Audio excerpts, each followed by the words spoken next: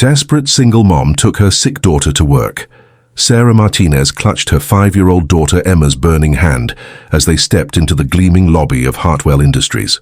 Her heart hammered against her ribs, not from the climb up the marble steps but from the crushing weight of desperation. Emma's fever had spiked to 102 degrees that morning. The babysitter had cancelled last minute, and Sarah's supervisor had made it crystal clear that missing another day would mean losing her job as a night janitor. With medical bills piling up and rent overdue, she had no choice but to bring her sick child to work and pray nobody would notice. What she didn't know was that the company's mysterious new CEO, the one everyone whispered about but few had seen, would be working late that very night. And when Emma's innocent words shattered the silence, they would unravel a truth that would change 3 lives forever. If you're drawn to stories of hope, resilience, and unexpected miracles, make sure to like this video, share it with someone who needs inspiration today, comment your thoughts below, and subscribe to Trillionaire in Love for more heartwarming tales that restore your faith in humanity. Sarah's hands trembled as she swiped her employee badge at 11 p.m. The building was supposed to be empty except for security and the cleaning crew, but she noticed lights still burning on the executive floor. Emma leaned heavily against her mother's leg, her small body radiating heat through her thin pink pajamas. "Mommy, I don't feel good," Emma whispered, her voice barely audible in the vast lobby. "I know, baby," Sarah murmured, adjusting the worn backpack that held Emma's fever medicine, a few crackers, and her favorite stuffed rabbit. "Mommy has to work tonight, but you can sleep in the break room, okay?" Just like we practiced. For the past 3 years, Sarah had worked the night shift cleaning offices, a job that barely covered their basic needs, but offered health insurance. Insurance that Emma desperately needed for her chronic respiratory condition. As a single mother with no family support and a high school education, Sarah's options were limited. Every day was a careful balance between survival and hope. Emma had been born prematurely, spending the first 2 months of her life in the NICU, while Sarah juggled medical appointments with multiple part-time jobs. The father had disappeared the moment he learned about the pregnancy, leaving Sarah to face parenthood alone at 22. Now 27, Sarah had built a life around Emma's needs, sacrificing her own dreams to ensure her daughter had stability. As they rode the service elevator to the 15th floor, Emma suddenly perked up despite her fever. "Mommy, look at all the pretty lights," she said, pressing her face to the small window. The city sprawled below them, twinkling like fallen stars. "It is beautiful, isn't it?" Sarah said, forcing a smile. "You're going to see so many beautiful things in your life, sweetheart." Sarah settled Emma in the break room with her stuffed rabbit and a cup of water, then began her nightly routine. She moved efficiently through the offices, emptying trash cans and wiping down surfaces. Every few minutes she'd check on Emma, who dozed fitfully on the small couch. Around 1 a.m. Sarah heard the elevator ding. Her blood ran cold. No one should be using the main elevators at this hour. Had someone seen Emma? Was she about to lose her job? She quickly finished and hurried back to check on Emma, but the break room was empty. Sarah's heart stopped. The couch still held the indentation from Emma's small body, and her stuffed rabbit lay abandoned on the floor. "Emma!" Sarah called out, her voice echoing in the empty hallway. "Emma, where are you?" Panic seized her chest as she ran through the floor, checking every office, every supply closet. How could a sick 5-year-old simply vanish? As she rounded the corner to the main bank of elevators, she heard something that made her freeze mid-step. Emma's laugh, weak but unmistakable, drifted from the executive floor. The 42nd floor. The one place Sarah was never allowed to go. Sarah's badge worked on the elevator, and she rode up with her heart in her throat. The executive floor was sophisticated and expensive, rich wood paneling, original artwork, and floor-to-ceiling windows offering breathtaking city views. She followed the sound of voices to a corner office where warm light spilled into the hallway. As she approached, she could hear Emma talking to someone in that earnest way children do when they trust completely. "And Mommy says, I'm brave like a lion, but I don't feel brave when I can't breathe," Emma was saying. "Do you ever get scared?" "All the time," replied a man's voice, deep and gentle. "Being scared doesn't mean you're not brave, Emma. It means you're human." Sarah reached the doorway and stopped, her hand pressed against the frame for support. Emma was sitting in a leather chair that dwarfed her small frame, sipping from a mug of what looked like hot chocolate. Across from her, sitting on the floor rather than behind his massive mahogany desk, was a man in an expensive suit with his tie loosened and sleeves rolled up. He looked to be in his early 30s, with dark hair that fell across his forehead and kind eyes that seemed familiar in a way that made Sarah's chest tighten. He was listening to Emma with focused attention, as if Emma's words were the most important thing in the world. "My mommy works really hard," Emma continued, oblivious to Sarah's presence. "She cleans offices so I can go to the doctor when my lungs get sick. Sometimes she cries when she thinks I'm sleeping, but I pretend not to notice because it makes her sadder when I see." The man's expression grew pained, and he leaned forward slightly. "Your mommy sounds like an amazing person." "She is," Emma said firmly. "She reads me stories every night, even when she's tired. And she makes funny voices for all the characters." Emma paused, studying the man's face with the intensity only children possess. "You have kind eyes like my mommy, and you look like—" Sarah's breath caught as Emma tilted her head, her fevered mind making connections. "You look like the pictures mommy doesn't think I've seen," Emma said softly. The man went very still. "What pictures, sweetheart?" "The ones in the box under her bed. Pictures of a man who looks like you from before I was born. Mommy was smiling in those pictures, but she doesn't smile like that anymore." Emma's voice grew smaller. "I think that man is my daddy, but he went away before he could meet me." The mug slipped from the man's hand, hitting the carpet with a dull thud. Hot chocolate spread across the expensive rug, but neither he nor Emma seemed to notice. Sarah felt the walls closing in around her. This couldn't be happening. "Not here, not now, not like this, Emma," the man whispered, his voice breaking. Emma, with the startling intuition of a child, looked directly into his eyes and said the words that would change everything. "Are you my daddy?" The silence that followed was deafening. Sarah watched as recognition dawned on the man's face, the same recognition she'd felt when she first saw him. Michael Hartwell. Her college boyfriend. The father who'd walked away when she told him she was pregnant. The man who'd blocked her number and transferred schools, leaving her to face parenthood alone. Now he was sitting on the floor of his own office, staring at the daughter he'd never met. And Sarah realized that the mysterious new CEO everyone had been talking about was the same man who'd shattered her heart 6 years ago. Michael looked up and saw Sarah in the doorway. The color drained from his face as past and present collided. "Sarah," he breathed. Emma turned around, her face brightening despite her fever. "Mommy, I found a nice man who gave me chocolate and listened to my stories. He has kind eyes like you said my daddy would have." Sarah stepped into the office, her legs feeling like they might give out. "Emma, baby, you shouldn't have left the break room. You scared Mommy." "I'm sorry," Emma said, her lower lip trembling. "I heard voices and I got lonely. My chest was hurting and I wanted you, but you were working." She looked between Sarah and Michael with growing confusion. "Why do you both look sad? Did I do something wrong?" Michael stood slowly, his eyes never leaving Sarah's face. 6 years melted away and she was 21 again, telling the boy she loved that she was pregnant and watching him choose his future over their family. "Hello?" "Sarah," he said quietly. "Hello, Michael." Emma looked between them, her fevered mind struggling to process the tension. "You know each other?" Sarah knelt beside her daughter's chair, brushing Emma's damp hair from her forehead. "Yes, baby. We knew each other a long time ago before you were born. Is he—" Emma began, but her question was interrupted by a coughing fit that left her gasping. Michael moved instinctively toward Emma, then stopped himself, looking to Sarah for permission. The maternal protective instinct warred with the recognition that Emma needed help, and medical care was expensive. "She has a respiratory condition," Sarah explained, pulling Emma's inhaler from her backpack. "The fever makes it worse." Michael watched as Sarah administered the medication with practiced efficiency, and the weight of 6 years of missed moments seemed to settle on his shoulders. "Sarah," he said when Emma's breathing eased, "we need to talk." "I know," Sarah whispered, "but not here, not now. I need to get Emma home and—" "No," Michael interrupted gently. "I mean we need to talk about getting Emma to a hospital. Her fever is too high and her breathing—" He trailed off.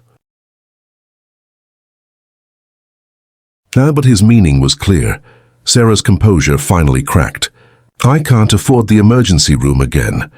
I'm already behind on payments from her last visit, and if I miss work tonight, I'll lose my job. I can't lose my job, Michael. It's the only way I can keep her insurance. The desperation in her voice broke something inside Michael that had been carefully walled off for 6 years. This was his daughter, his sick, vulnerable daughter, and the woman who'd raised her alone was choosing between her child's immediate health and their long-term survival. "You're not going to lose your job," Michael said firmly, "and you're not going to worry about hospital bills." "Not anymore." Sarah shook her head. "I don't want your pity or your guilt money, Michael. We've managed fine on our own, have you?" Michael asked quietly, taking in Sarah's thin frame, the dark circles under her eyes, the worn clothes. "Have you really been fine, Sarah? Because it looks to me like you've been drowning, and you've been too proud to call for help." Emma, who had been listening with sharp attention, looked up at both of them. "Are you fighting?" "Please don't fight. Fighting makes my chest hurt worse." Both adults immediately focused on Emma, their argument tabled in the face of their daughter's distress. "We're not fighting, sweetheart," Sarah said softly. "We're just talking about grown-up things." Michael sat back down on the floor, bringing himself to Emma's eye level. "Emma, I want you to know that none of this is your fault, okay? Sometimes adults have to make difficult decisions, and those decisions can hurt people we care about. But that hurt isn't because of you." Emma studied his face with those wise eyes that seemed too old for her years. "My mommy cares about you. I can tell because she gets the same sad look she gets when she looks at the pictures." Sarah's breath hitched, and Michael felt something fundamental shift inside his chest. "I care about your mommy too," Michael admitted, his voice rough with emotion. "I cared about her very much, and I made a terrible mistake when I was young and scared. I hurt her when I should have been brave enough to stay and help take care of both of you." Emma considered this with the gravity of a judge. "Are you sorry?" "More sorry than I know how to say. Mommy says that when people are really truly sorry, they try to fix what they broke. Can you fix what you broke?" Michael looked at Sarah, and she saw something in his eyes that she hadn't seen since they were young. "I'd like to try," he said, "if your mommy will let me." Sarah felt 6 years of anger, hurt and exhaustion warring with a hope she'd thought was long dead. "Emma needs to see a doctor first. Everything else can wait." "Then let's go," Michael said, standing. "My car is in the executive garage, and I know the best pediatric emergency room in the city." As Michael called ahead to the hospital, Sarah realized that the man she'd once loved was still there beneath the expensive suit and corporate title. The boy who'd run away had grown into a man who took action. The car ride to the hospital was surreal. Emma, finally comfortable and secure between her parents, fell asleep holding both their hands. Sarah and Michael sat in charged silence, each lost in their own thoughts about the years that had passed and the uncertain future ahead. At the hospital, Michael's name opened doors instantly. Emma was seen by Dr. Patricia Chen, who diagnosed her with a respiratory infection that required immediate treatment but wasn't life-threatening. As they waited for Emma's IV antibiotics to take effect, Michael and Sarah finally had the conversation they should have had 6 years ago. "Why didn't you tell me?" Michael asked as they sat in the family waiting area. "When you found out you were pregnant, why didn't you try harder to reach me?" Sarah's laugh was bitter. "I called you 17 times, Michael. I sent emails, texts, even a letter to your parents' house. You blocked my number and changed your email. What was I supposed to do?" The truth hit Michael like a physical blow.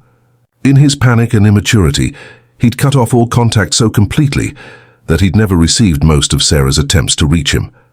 "I never got the calls after the first few," he admitted. "I changed my number because I was scared and thought a clean break would be easier. I never got the emails or the letter. I was a coward, Sarah. I was 21 and terrified, and instead of facing the situation like a man, I ran." "You ran," Sarah repeated, her voice hollow. "And I spent the next 6 years raising our daughter alone, working multiple jobs, always hoping I could build something better for her. Do you know what it's like to hold your premature baby in the NICU and know that her father chose his convenience over her existence?" Michael's eyes filled with tears. He hadn't cried since he was a child. "No, but I know what it's like to build an empire and realize it means nothing because you're too ashamed of who you used to be to build anything real." They sat in silence for a long moment, watching Emma sleep peacefully for the first time in days. "She's beautiful," Michael said softly. "She's perfect and she's so much like you." "She has your eyes," Sarah admitted, "and your stubborn streak." She decided she was going to learn to read at 4 because she wanted to help me with paperwork. Michael listened to every detail, hungry for the years he'd missed. "What's her favorite color? Her favorite food? What makes her laugh?" Sarah found herself smiling despite everything. "Purple, spaghetti with butter and cheese, silly voices during story time, and she's scared of thunderstorms but counts during lightning because I taught her. It helps you know how far away the danger is. Smart girl. The smartest." She asked questions about why some kids have daddies who pick them up from school and others don't. I've told her that families come in all shapes, and ours is perfect just the way it is. But I see her watching other fathers with their daughters, and I know she wonders what she's missing. Michael reached out tentatively and touched Sarah's hand. When she didn't pull away, he intertwined their fingers. "I want to be her father," he said. "Not just biologically, but really be her father. I want to learn everything about her, and be there for everything going forward." "And what about me?" Sarah asked quietly. "What about the woman who raised your daughter when you weren't there?" Michael was quiet for a long moment. "I loved you when we were kids, Sarah, but seeing you tonight, seeing what you've built and how you've raised our daughter, I don't just love the memory of who you were. I'm in awe of who you've become. If you'll let me, I want to spend the rest of my life trying to become the kind of man who deserves to stand beside the woman you are now." Sarah felt her carefully constructed walls beginning to crumble. "I'm scared, Michael. I've been on my own for so long. I don't know if I can trust you not to run again when things get hard." "Things are already hard," Michael pointed out gently. "You're working night shifts and raising a chronically ill child on your own. I'm not asking you to trust me with your heart right away. I know I have to earn that. But let me help with the practical things." Dr. Chen appeared in the doorway, her expression warm and reassuring. "Emma's responding well to the treatment. Her fever is breaking, and her oxygen levels have improved significantly. We'll want to keep her for observation for a few more hours, but she should be able to go home this afternoon." "Thank you," Sarah said, relief flooding her voice. After the doctor left, Sarah turned to Michael. "You can't just wave your hand and make everything better." "Maybe not," Michael agreed, "but I can make sure Emma never has to go without medical care because of money. I can be here for the 3 a.m. emergency room visits and the worried nights you've been facing alone." Sarah looked through the window at Emma, who was starting to stir in her hospital bed. Their daughter stretched and looked around with confusion, but when she saw both her parents watching her, her face lit up with a smile.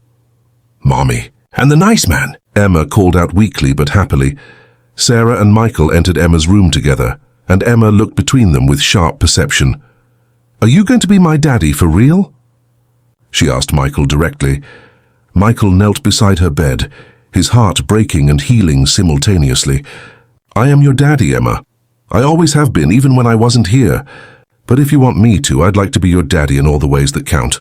Emma considered this seriously. "Will you learn to make the voices for stories like Mommy does?" "I'll practice every day until I get them right. And will you come to my school things? If you want me to, I'll be at everything." Emma nodded solemnly, then looked at Sarah. "Is it okay with you, Mommy?" Sarah felt tears sliding down her cheeks. "If that's what you want, baby girl, then yes." Emma's smile was brighter than all the city lights. She reached out her small hands, and both Sarah and Michael took one, connecting the three of them in a circle of hope. Over the following weeks, Michael proved his words weren't empty promises. He quietly paid off all of Emma's medical bills and set up comprehensive health care. He arranged for Sarah to transfer to a day position in corporate communications that paid 3 times her janitor salary. Most importantly, he showed up. When Emma had bad breathing days, Michael was there. When Sarah worked late, Michael picked Emma up from school. When Emma had nightmares, Michael sat beside her bed reading stories until she fell back asleep. The moment Sarah knew for certain came when Emma scraped her knee badly enough to require stitches. Sarah wasn't home, so Michael handled the crisis alone. When Sarah arrived at the hospital panicked, she found Emma laughing as Michael acted out a story about a princess who collected band-aids. "Mommy, I got 5 stitches and Daddy held my hand the whole time," Emma announced proudly. Sarah looked at Michael, who was smiling at Emma with pure adoration, and realized the boy who'd run away had become a man who ran toward responsibility. That night, Michael walked Sarah to her door. "Thank you," Sarah said quietly. "For today, for everything." "Thank you for giving me the chance to prove I could change," Michael replied. They stood there for a moment, and Sarah realized she'd fallen in love again. Not with the boy she'd once known, but with the man he'd become. "I know we're taking this slow," he said softly, "and I know you need time to trust me with your heart. But I need you to know I'm not going anywhere. I love our daughter and I love you, the woman you are now." Sarah leaned into his touch. "I love you too. I'm scared, but I love you too." 6 months later, Sarah looked at a positive pregnancy test with shaking hands. Emma's voice drifted from the kitchen, where Michael was helping her make butterfly pancakes. "Daddy, look how big this one's wings are." Sarah smiled through her tears. This time she wouldn't face pregnancy alone. This time Emma would be a big sister, and Michael would be there from the beginning. As Sarah walked downstairs, Emma looked up with matter-of-fact certainty. "Mommy, look at our pancakes. Daddy says we can make them for the baby when it gets here." Sarah stopped short. "What baby, sweetheart?" "The baby in your tummy. I dreamed about it last night. It's going to be a boy with Daddy's eyes and your nose." Michael dropped his spatula, staring in shock as Sarah pulled out the pregnancy test. "We're going to have another baby?" he asked, his voice full of wonder. "We're going to have another baby," Sarah confirmed. Emma tugged on both their hands. "This is the best family ever. We found each other when we were all sad and scared, and now we're happy and brave together." As Michael and Sarah looked at their wise daughter, they realized she'd perfectly captured their miracle. They'd all been lost. Michael in his guilt, Sarah in her struggle, Emma in her need for a complete family. But love had found a way to bring them together. Sometimes the most desperate moments lead to incredible miracles. Sometimes a single mum's worst night becomes her family's greatest blessing. And sometimes the people we thought were lost forever are exactly where we need to find them. This story touched your heart, didn't it? The power of second chances and family healing never fails to inspire. If you believe in unexpected miracles and the strength of love, please like this video, share it with someone who needs hope, comment about a time when your biggest challenge became your greatest blessing, and subscribe to Trillionaire in Love. Hit that notification bell so you never miss our heartwarming stories. Until next time, remember, love really can conquer anything.